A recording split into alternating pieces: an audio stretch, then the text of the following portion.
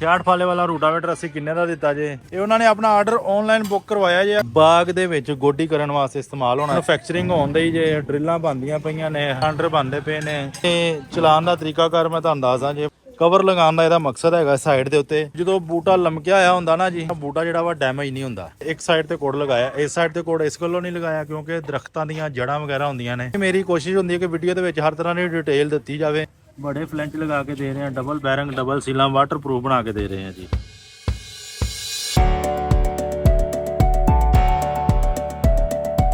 अस्सलाम वालेकुम पाकिस्तान, की हाल चाल है मेरे किसान वीरो दोस्तों। उकाड़ा तो एक बारी फिर तुहाडी खिदमत च हाज़र हाँ, खलीफा अफजल ज़रई इंडस्ट्री जी। लो जी, जिवें कि अपना जोरों शोर दे नाल बजाई दे दिन शुरू ने गंदम वाली दे। ये साडे बहुत ही अच्छे ते बड़े पुराने कस्टमर हैगे ने चौधरी मुबारक साहब ਮੀਆਂ ਵਾਲੀ ਵਾਲੇ ਸਾਈਡ ਤੇ।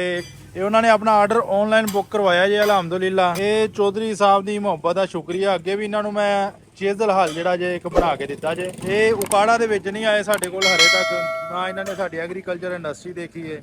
ਅਸੀਂ ਅਲਹਮਦੁਲਿਲਾ ਜਿਹੜਾ ਕੰਮ ਕਰਦੇ ਆ, ਅਸੀਂ ਆਪਣਾ ਕਸਟਮਰ ਦੇ ਇਤਮਾਦ ਤੇ ਪੂਰਾ ਉਤਰਦੇ ਆ। ਜਿਹੜਾ ਕਿ ਕਸਟਮਰ ਸਾਡੇ ਤੇ ਇਤਮਾਦ ਕਰਦਾ ਵਾ ਤੇ ਅਸੀਂ ਵੀ ਉਹਨਾਂ ਨੂੰ ਜਿੱਦਾਂ ਦਾ ਉਹਨਾਂ ਨੇ ਸਾਨੂੰ ਕਿਹਾ ਹੁੰਦਾ ਜੇ ਉਦਾਂ ਦਾ ਅਸੀਂ ਇਹਨਾਂ ਨੂੰ ਰੂਟਾਵੇਟਰ ਹੱਲ ਕਰਾ, ਰੇਜਰ, ਗੋਬਲ, ਕਿਸੇ ਵੀ ਕਿਸਮ ਦਾ ਕੋਈ ਜ਼ਰੂਰੀ ਲਾਦ ਹੈਗਾ ਨਾ ਜੀ, ਅਸੀਂ ਬਣਾ ਕੇ ਦਿੰਦੇ ਆ ਜੀ।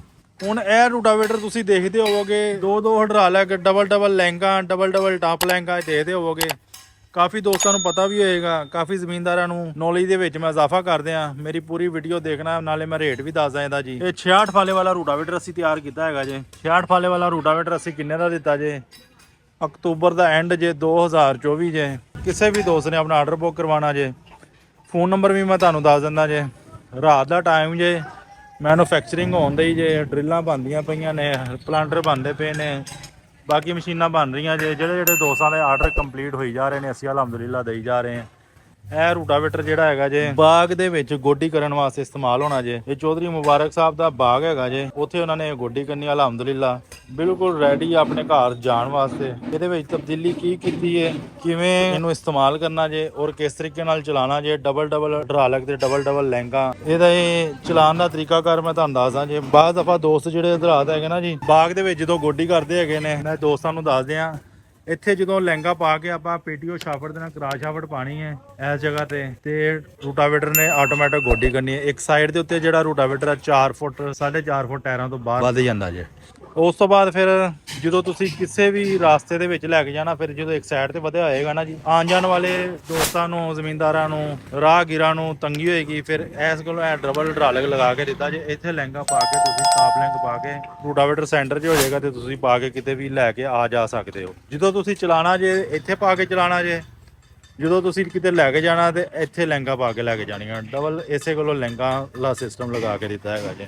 ਫਿਰ ਇਹ ਬਾਗ ਦੇ ਥੱਲੇ ਜਦੋਂ ਆਪਾਂ ਗੋਡੀ ਕਰਦੇ ਹੈਗੇ ਨਾ ਜੀ, ਦਰਖਤਾਂ ਦੇ ਨੀਚੇ ਤੁਸੀਂ ਬਾਅਦ ਦਫਾ ਦੇਖਿਆ ਹੋਏਗਾ ਦੋਸਤਾਂ ਨੇ ਕਿ ਰੂਟਾਵੇਟਰ ਜਿਹੜਾ ਹੈਗਾ ਨਾ ਜੀ, ਜੋ ਦਰਖਤ ਦੇ ਨੀਚੇ ਲੈ ਕੇ ਜਾਂਦੇ ਆ, ਗੋਡੀ ਅੱਛੇ ਤਰੀਕੇ ਨਾਲ ਨਹੀਂ ਜਦੋਂ ਹੁੰਦੀ, ਫਿਰ ਇੱਕ ਸਾਈਡ ਤੇ ਵਧਾਉਣਾ ਪੈਂਦਾ। ਹੁਣ ਇਹ ਦੇਖੋ ਨਾ ਜੀ, ਅਸੀਂ ਇਹ ਜਿਹੜਾ ਉੱਪਰ ਕਵਰ ਲਗਾਇਆ ਹੈਗਾ ਜੇ, ਕਵਰ ਲਗਾਉਣ ਦਾ ਇਹਦਾ ਮਕਸਦ ਹੈਗਾ ਸਾਈਡ ਦੇ ਉੱਤੇ ਕਿ ਜਦੋਂ ਬੂਟਾ ਲਮਕਿਆ ਹੋਇਆ ਹੁੰਦਾ ਨਾ ਜੀ, ਤੇ ਆਪਣਾ ਬੂਟਾ ਜਿਹੜਾ ਵਾ ਡੈਮੇਜ ਨਹੀਂ ਹੁੰਦਾ। ਹਾਫ ਪਲੇਟ ਲਗਾ ਕੇ ਉੱਪਰ ਆ ਕਵਰ ਲਗਾ ਦਿੱਤਾ ਜੇ।